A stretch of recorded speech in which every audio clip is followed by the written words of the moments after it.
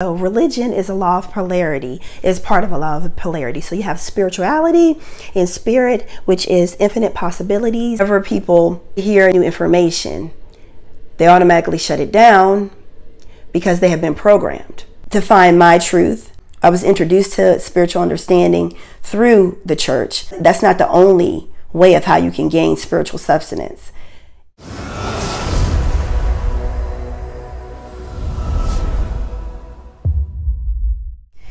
Hey you guys, I still am recovering with my voice, but I had to really make this message because I've had several different comments, specifically one person recently that has been leaving a lot of comments on my divination videos. So I have to explain this. So thank you so much for leaving your various comments, regardless if you agree with me or not. I really don't care. We are here to be the highest expression of ourselves spiritually. And yeah, so this prompted this video. So thank you so much. This is how religion works. So religion has a purpose, and I'm not talking from a religion standpoint like most people think about religion. So religion is a law of polarity, is part of a law of polarity. So you have spirituality and spirit, which is infinite possibilities, chaos, divine chaos, and then you have religion, which represents the physical world and the laws, the universal laws playing out in the physical world. So this is where people miss the connect in religion. So religion serves the purposes as of giving a guide rail to that infinite chaos, giving it organization, giving it a body, if you will, for us to take all of that infinite possibility and information and putting it into practical use here in this world. Going to Christianity because that's what I came from. I'm not a traditional Christian, but I use the Bible as a teaching tool and a form of divination, as there are over 100 practices of divination in the Bible. I can go on and on about that. But anyway, staying on topic, many people may not know that through the formation of their doctrine, there has been many councils that have formed their doctrine. So you have about 8 to 10 primary branches of Christianity. From out of those 8 to 10 branches comes over 50 different branches of Christianity. So what has happened in the Western culture's the idea of freedom is control, okay? About conquer, about being really grounded in the ego. So what happens is that missionaries, their mission is to spread their idea of Christianity. And that comes with conquering. And they still have the idea, and they teach the Bible through the lens, through the filter, through the different variations and the different translations, starting in like later 1500s through the different translations. So I know the Western culture isn't that old, but it stems from a lot of the kings with that same idea of divide and conquer, my way or no way. These are my laws, my statutes, and if you don't follow them, then you're condemned. Now fast forward to the establishment of America, and as they started to go out and do all these different missions, that they took that idea and ingrained it in their ministry. These different conquests, it was politically driven, but through the filter of religion. So you have this idea using the name of God. It's mixed with politics and conquering and the ego and very masculine driven, the energy of masculine driven ideology, to have people conform to their idea of truth. And when you throw the label of God on it, then you better do it. And that's the idea that has been spread throughout the world. Fast forward to nowadays where, you know, people are not really murdering people for their religion per se. I mean, I'm pretty sure some places in the country and also some places in the world they still do that. But people will slander other people. People will condemn people for going against their idea or their program of Christianity or program of what is true, program of their religion. So when people don't conform to their idea or their taught doctrine, aka program, because it's really just a program, that means that a person has attached themselves to a program and they refuse to accept any other program. Almost like a computer that has been programmed to operate off of one specific operating system, and when another operating system or program may enter into their field, it's considered to be a virus, and the computer software will shut down that virus. But it's just new information, just a different way of how to operate. Whenever people hear a different way of how a text is explained or with new information, they automatically shut it down because they have been programmed. And that program keeps them in that loop. Now, I have no problem with programs. I mean, we all are operating in some form of a program. We all are operating in some form of a religion. And when I say religion, I'm talking about a mindset. Religion and program can go hand in hand. Politics and program can go hand in hand. Family values can go hand in hand with programming. Okay? So we all have a program. But what I have a problem with is when people try to attack others for having a different program, religion, belief, etc. That's where I draw the line. Because what happens is that through people's willpower, they will overpower another person's willpower. They will impede on another person. So before laws changed, you had people that were executed because they went against the religion of the land. Now people will execute people's character, will cyberbully them. They will try to belittle them. They will try to infiltrate in any way that they can to gain access to that person, to have them conform to their will. Now, I come from a background that is of Christian, traditional Christian, like Baptist, different variations of Baptist Christianity. Now, my mother didn't force a lot of religious beliefs onto us because she grew up in a strict home.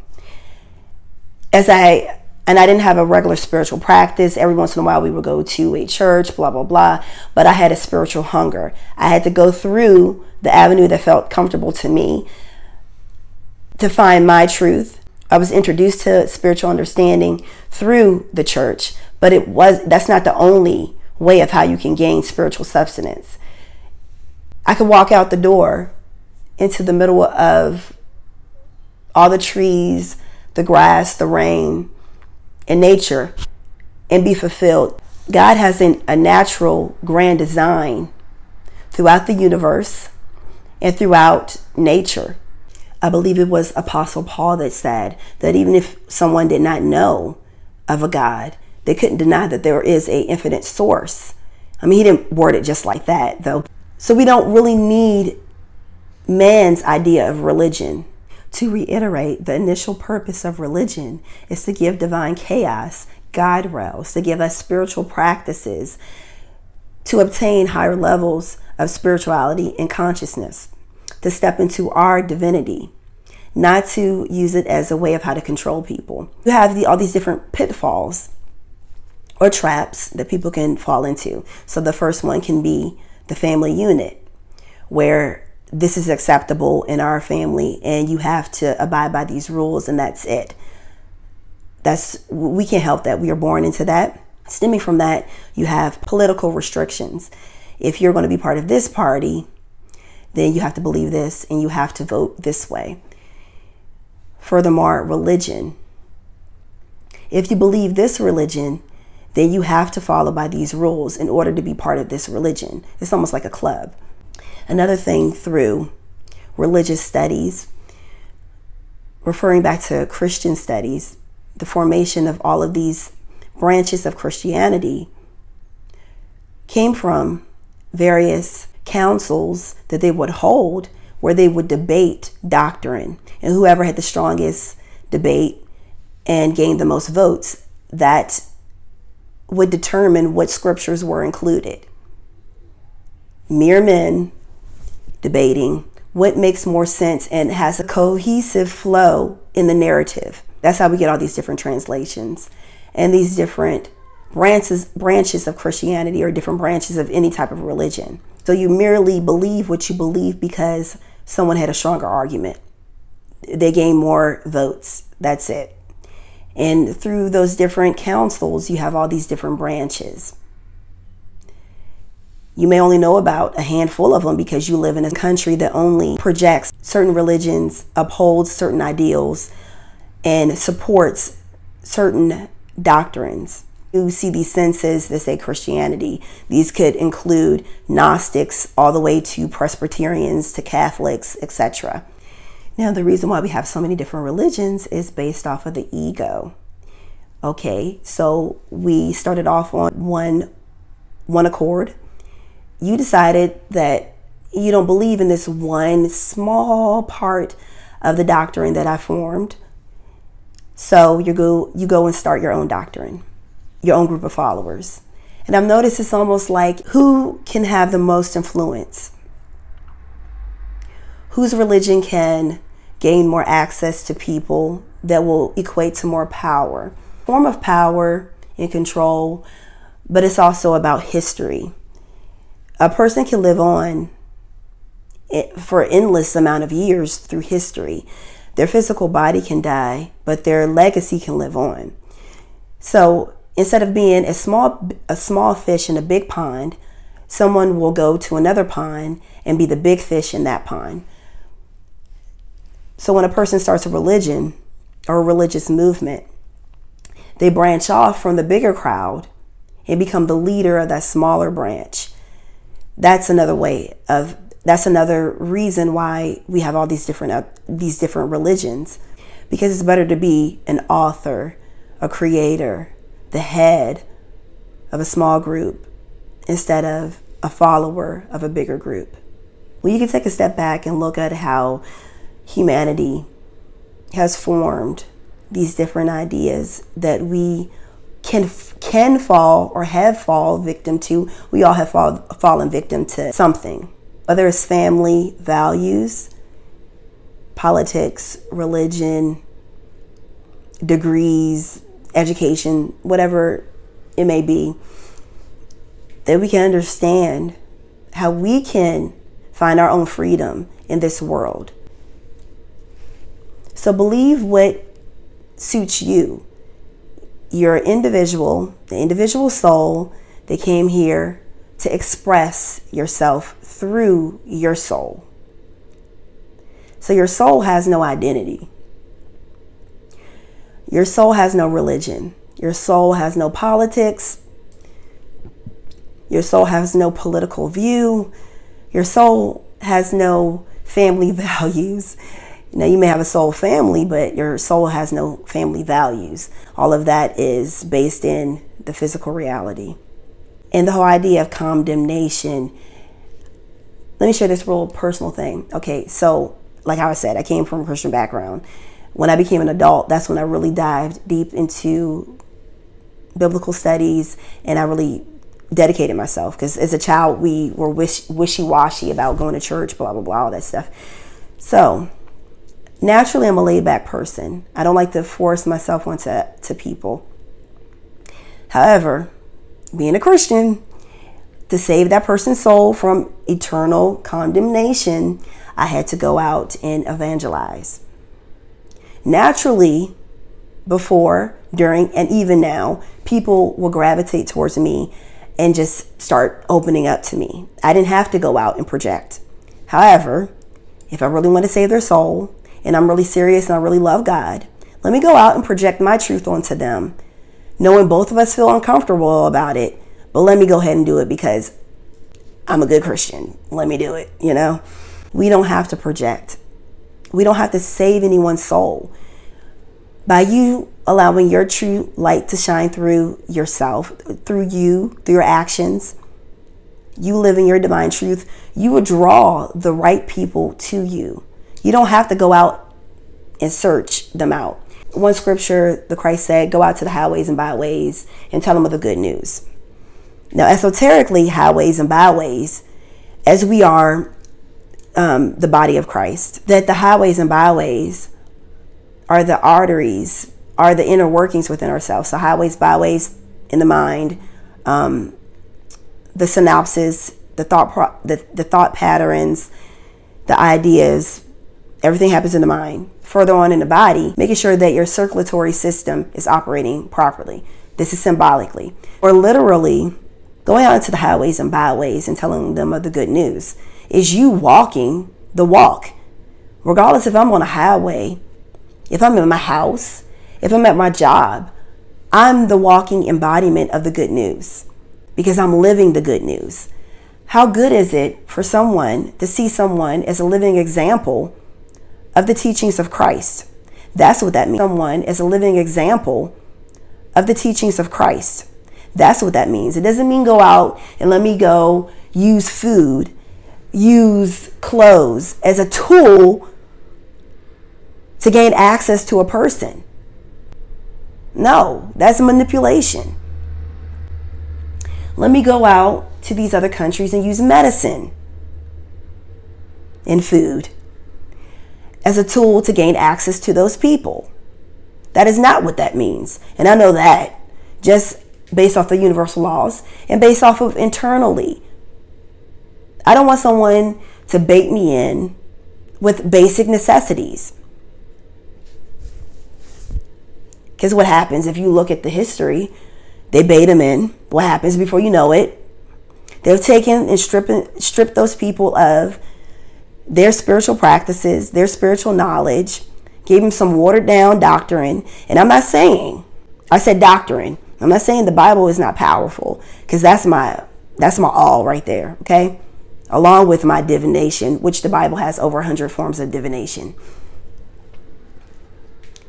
Quick plug, I have several links to downloadable PDFs off of my shop going over divinatory practices of the Bible. So you can check that out. It's not the full list, but it's a good starter for anyone that may be curious. It's politics, using it as a tool. You don't need to manipulate people into God, into trusting God. God is everywhere. The divine is everywhere. Angels are everywhere. You don't have to bait them. You don't have to trick them. You don't have to manipulate them. You don't have to project onto them. Let people live their truth. And people are waking up to it. Like, seriously. Come up out of her. Babylon, that was written when the Israelites were in captivity in Babylon. Babel, what you say out your mouth. Babylon. The pitfalls of all these systems in this world. We had to break free of them. Babylon is a machine. Babylon, you could call it a machine, you can call it energy, you can call it a spirit.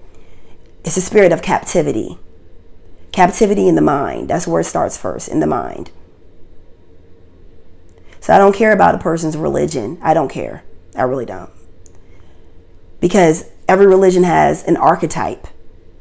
And these different archetypes have different names, but they're the same archetype.